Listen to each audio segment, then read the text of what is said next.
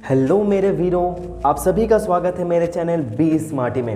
Exam आ रहा है ना, आपको रिवीजन चाहिए, मेरे साथ बने रहो, मैं आपको रिवीजन करवा के देने वाला हूँ। तो सबसे पहले आज के इस पूरे के पूरे चैप्टर में हम लोग देखने जा रहे हैं द सरमन एट बनारस। ठीक है, तो ये जो the sermon at Banaras chapter है ना, तो बच्चों इसको आप सिर्फ एक चैप्टर मत समझो, ठीक है ना, ये आपका एक लाइफ लेसन है।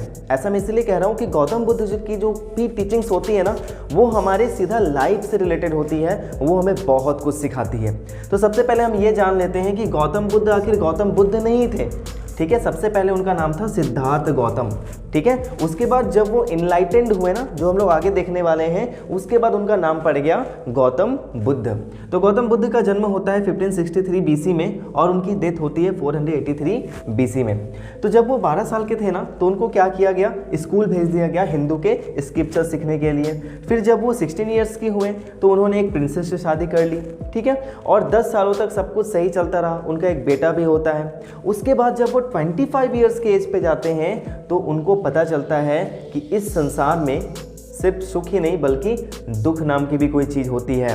वो क्या करते हैं, एक बार हंटिंग के लिए गए होते हैं और जब वो हंटिंग के लिए जाते हैं ना, तो उनको 4 ऐसी चीज़ें दिखती हैं जो आपके एग्ज़ाम में बहुत ज़्यादा इंपॉर्टेंट है। और उन 4 चीज़ों को देखकर उनका माइंड पूरा ना बौखला जाता है, जिसको हम कहते हैं, वो पागल हो जाते हैं। उनको समझ नहीं आता कि आखिर ये सारी चीज़ें हैं क्या और ऐसी चीज़ें हो क्यों रही हैं और क्यों होती हैं। तो चलो देख लेते हैं। सबसे पहले उन्होंने एक सिक मैन देखा, उसके बाद एक एजेड मैन देखा यानी बूढ़ा व्यक्ति, एक बीमार इंसान, एक बूढ़ा व्यक्ति, और फ्यूनरल प्रोसेसन, एक दाह संस्कार, यानी जब कोई इंसान मर जाता है तो उसको हम कैसे ले जाते हैं और फिर उसको जला देते हैं, तो उसको हम कहते हैं फ्यूनरल प्रोसेसन।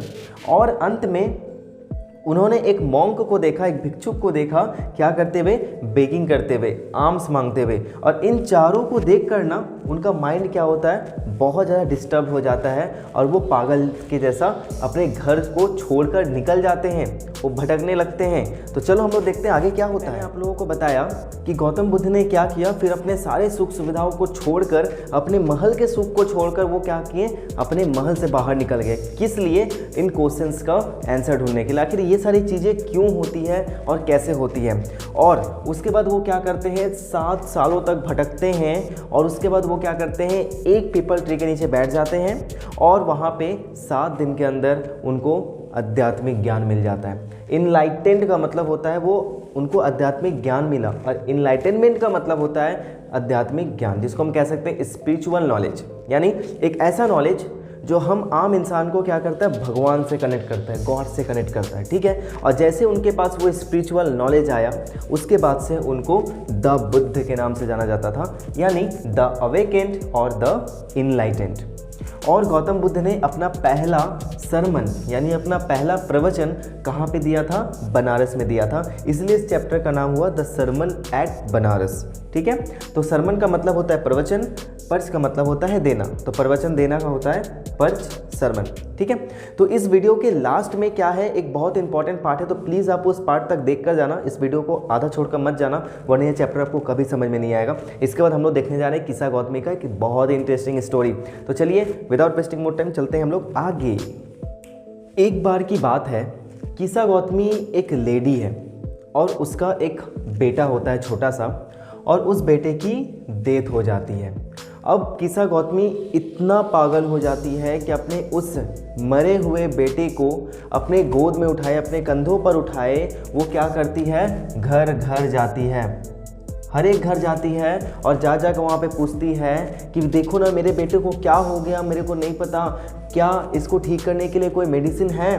तो हर एक घर से ये जवाब आता कि हमारे पास ऐसी कोई मेडिसिन नहीं है जिससे आपके इस मरे हुए बेटे को हम ठीक कर सकते हैं। और सभी लोग ना किस्सा गौतमी को पागल समझने लगे।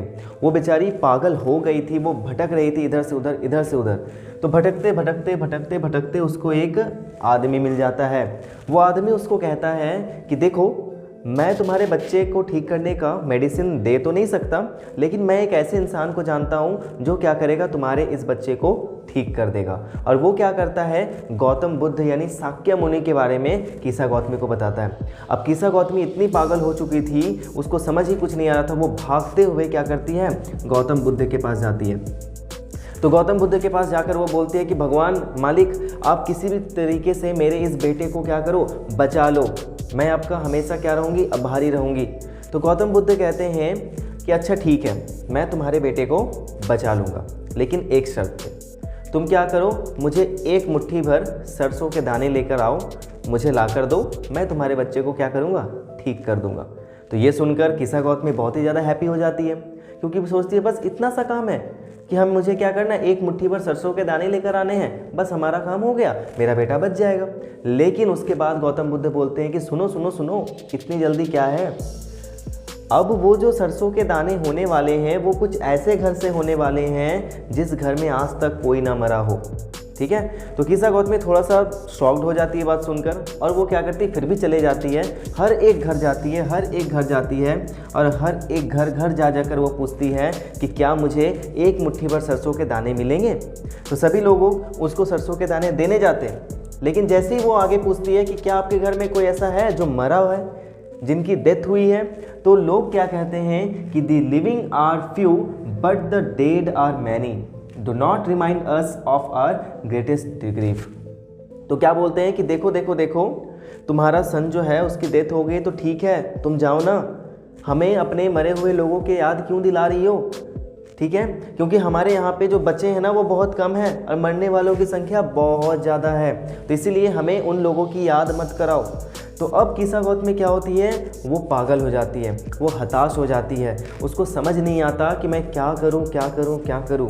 इसीलिए वो क्या करती है, अपने शहर के बगल में स्ट्रीट में जाकर वहाँ पे बैठी रहती है। क्यों? क्योंकि वो होपलेस हो चुकी होती है, उसको समझ नहीं आता है कि आखिर क्या हो क्या रहा है, ये माजरा क्या है, कोई मुझे देख क्यों नहीं रहा है। तो उसके बाद जब वो वहाँ पे बैठी रहती है ना, तो उसके बाद क्या होता है कि जो स्ट्रीट्स की लाइट जल रही होती है, जिसकी वजह से वहाँ का चारों ओर जो इन्वायरमेंट था वो बिल्कुल रंगीन लग रहा था, लाइटेड वाला लग रहा था। तो वो धीरे धीरे धीरे धीरे क्या होता है, सारे के सारे जो लाइट्स होते हैं वो बुझ जाते हैं, वो एक्सटिंग्विश हो जाते हैं। तो उन लाइट्स को बुझता हुआ देख चारों ओर जो इन्वायरमेंट था वो ब्लैक हो जाता है, पूरा डार्क हो जाता है। और उस समय किसा गौतमी को एक थिंकिंग आती है, यार मैं कितनी ज़्यादा सेल्फलेस हो चुकी थी अपने सन के डेथ के लिए। एक चीज़ तो मैं भूल ही गई कि death is common to all, यानी डेथ जो है वो हर किसी के लिए कॉमन है, हर कोई एक न एक दिन मरेगा ही मरेगा। तो लास्ट में जाकर किसा गौतमी को यह पता चलता है कि डेथ जो है वो सबको आनी है और हम डेथ को अवॉइड नहीं कर सकते हैं। तो इसके आने वाले स्लाइड में हम देखें कि गौतम बुद्ध ने हमें क्या सिखाया। अगर आपने वो चीज़ पूरे अच्छे से पढ़ लिया ना, आप चाहो तो उसको कॉपी में नोट डाउन कर लेना और वो आपका मास्टर आंसर बन जाएगा। डैट मीन्स आपका इस चैप्टर से कोई भी क्वेश्चन पूछा जाए ना, तो आप उसको समझकर लिख देना, आपके पूरे मार्क्स आ जाएंगे। ओके, तो चलो हम लोग चलते हैं अगले स्लाइड। गौतम बुद्ध कहते हैं कि the life of mortals in this world is troubled and brief and combined with pen.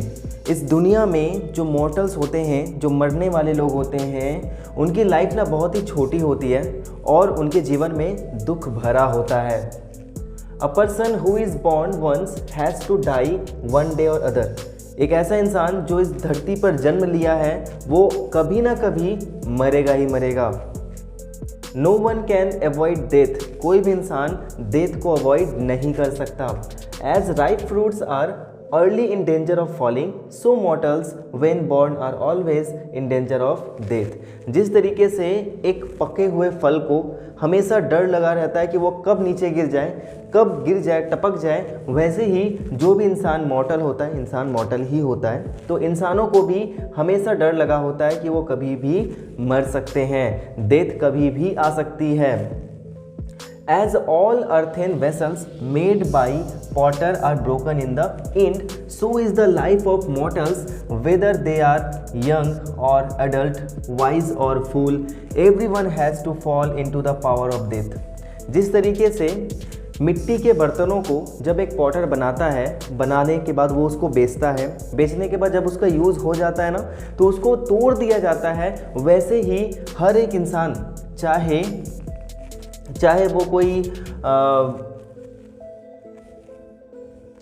वो कोई यंग हो या एडल्ट हो, चाहे वो कोई वाइज हो या फूल हो, हर एक को एक न एक दिन क्या है, मरना ही है, इस डेथ के पावर में आना ही है। That means all living beings are subject to death, यानी जितनी भी लिविंग बींग्स होती है ना उन सारे को एक न एक दिन मरना है, बस यही कहा गया है। A father can not save his son, एक पिता अपने बेटे को कभी नहीं बचा सकता। नॉर किन्समैन देयर रिलेटिव, ना ही कोई रिश्तेदार किसी दूसरे रिश्तेदार को बचा सकता है। This is a world of mortals, ये एक मॉर्टल्स की दुनिया है। No one can save anyone from death, कोई भी इंसान किसी को भी मरने से नहीं बचा सकता।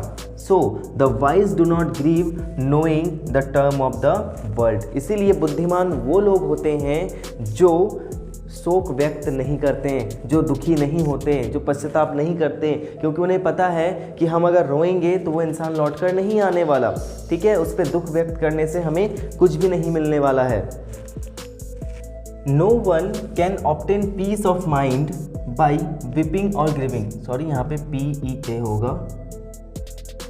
No one can obtain peace of mind by weeping और grieving, on the contrary his pain will be the greater and his body will suffer. इसका मतलब क्या हुआ कि कोई भी इंसान अगर किसी इंसान के मर जाने से, उसके अपने पास से दूर चले जाने से अगर रोता है, बिलखता है, तो क्या वो इंसान को वापस लाया जा सकता है? नहीं ना। तो हम रोते हैं, बिलखते हैं, क्यों? हम क्या उस इंसान को वापस ला सकते हैं? नहीं ना। तो वही गौतम बुद्ध हमें बताते हैं कि अगर हम रोएं और अपना कितना भी दुख प्रकट करें, वो इंसान वापस उठकर खड़ा तो नहीं हो जाएगा, वो तो वापस नहीं आ जाएगा। वही कहा गया है, though he makes himself sick and pale by lamenting yet the dead can not be saved by his lamentation. Lamentation का मतलब क्या होता है? दुख, विलाप, रोना धोना, है ना। लैमेंटिंग का मतलब होता है दुख प्रकट करना, शोक करना। तो कोई भी इंसान अगर रोता है, दुखी होता है, तो इससे उसका मेंटल हेल्थ तो चला जाएगा, साथ साथ में वो फिजिकली क्या हो जाता है? बहुत ही ज़्यादा वीक हो जाता है। तो अपना मेंटल हेल्थ को गवाकर, अपने फिजिकल हेल्थ को गवाकर हम क्या करेंगे? क्या वो इंसान को वापस बचाया जा सकता है? नहीं जा सकता।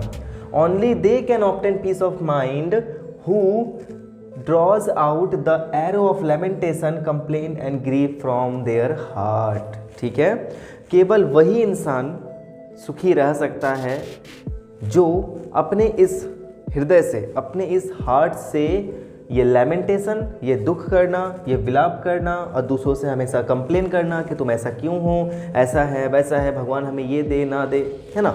तो अपने मन से ये दुख को निकाल कर फेंक देना है हमें।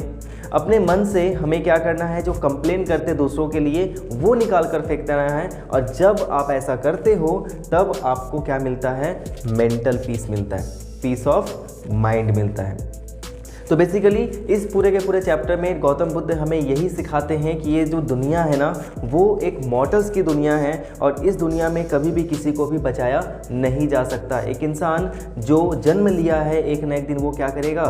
मरेगा ही मरेगा। हम चाहे उसके लिए कितना भी रो लें, कितना भी बिलख लें, हम कितनी भी उसकी पूजा कर लें, उसको बचाया नहीं जा सकता। एक इंसान को तभी उसका पीस ऑफ माइंड मिलेगा जब वो इन सारी चीज़ों से उभर कर बाहर आ जाता है। तो इस पोम का, सॉरी, इस पूरे के पूरे स्टोरी का यही हमारा समरी निकलता है। एंड आई होप कि ये छोटा सा जो वीडियो था, सॉरी छोटा सा वीडियो नहीं, बड़ा सा वीडियो है ना, तो ये जो बड़ा सा वीडियो था आई होप कि आपको अच्छा लगा होगा। और अगर अच्छा लगा तो प्लीज़ लाइक करें, हमारे चैनल को सब्सक्राइब करें और ऐसे ही बहुत सारे वीडियोस आपको आगे मिलने वाले हैं और हमें सपोर्ट करें। And thank you so much for watching this video. Till then everyone, be safe, take care and all the best. मेरे वीरों, आग लगा देना, ठीक है, एंड गुड बाय।